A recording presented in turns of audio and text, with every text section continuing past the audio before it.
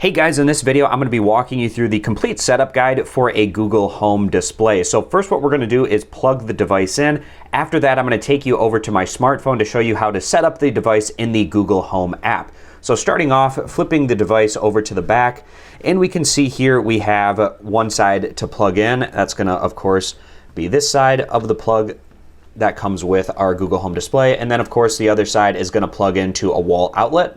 Once you plug your Google Home display in, it'll take you to this initial boot up screen, and it'll take just a little bit of time for it to go through its boot up phase, maybe about a minute or so. So our Google Home display is telling us that we need to now download and open the Google Home app on our phone to begin setup. So I'm going to take you over to my phone screen to walk you through the next steps in this process.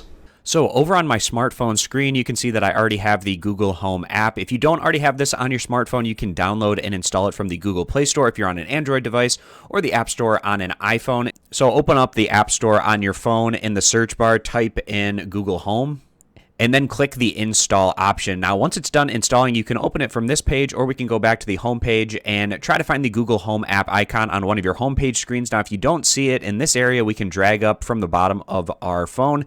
That's going to show us all the apps that are on our phone, and we should be able to find that Google Home icon. It's in alphabetical order. To drag and drop this onto your home screen, you just hold your thumb on it and then drag and drop it where you would like it to be located. So at this point, we're going to launch the Google Home application. Now, if this is the first time you're opening the Google Home app, you might need to log in and decide what Google account that you want it linked up with. You might also need to name your home so that when you add a device to your home, it'll know where to go.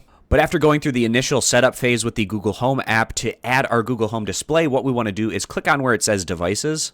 And then on our Devices screen, we're going to click the little plus sign where it says Add. And we're adding a new device, so we're going to select that. Then you need to select the home that it's going to be a part of and then click Next. And at this point, it's going to look for devices in your area. And it says that it has found my Google Home display, so would I like to set this up? Yes, so I'm going to click that option down here. And it's connecting up to my Google Home display. After a bit of time, it says that it has connected, and it's asking if I see the same code on my phone that is also on the display. So just make sure that those match up, and if they do, click Yes. At this point, you can look over the additional terms, and if you agree with them, you can select that option here at the bottom. You also have the option to automatically share device stats and crash reports with Google to improve everyone's experience, so you can say yes, I'm in, or no thanks. Then select the room where the device is located. For me, it's going to be in the living room, so selecting that option and then clicking Next. And then connecting to Wi-Fi, select your Wi-Fi router. For me, that's going to be Asus 22, and then click Next. Now enter in your Wi-Fi router's password and then click Connect. And if you enter in that password correctly, it should successfully connect up to your Wi-Fi router and get internet access to your Google Home display. So eventually it says connected.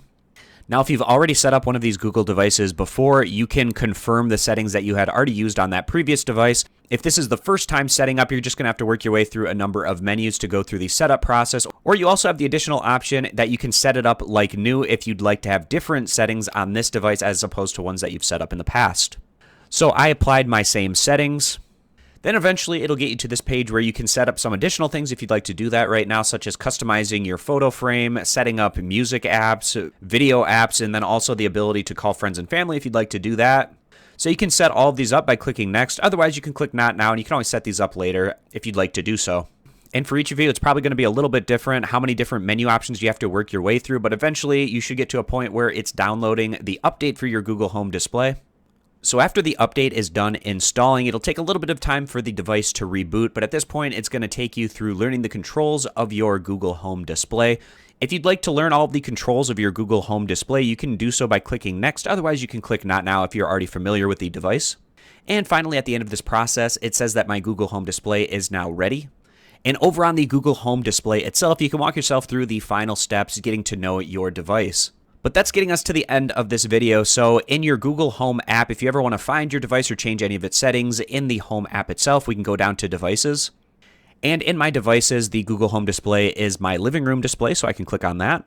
We can see some different options here with the volume or casting things to your Google Home display screen. We can also see some additional settings up here, clicking on that. And in here, you can see some general information about the device as well as some device features, such as if you want to set up your own pictures in the photo frame, or you can set up voice and video calls, for instance, on the device. And if you'd ever want to remove this device, you have that option down here.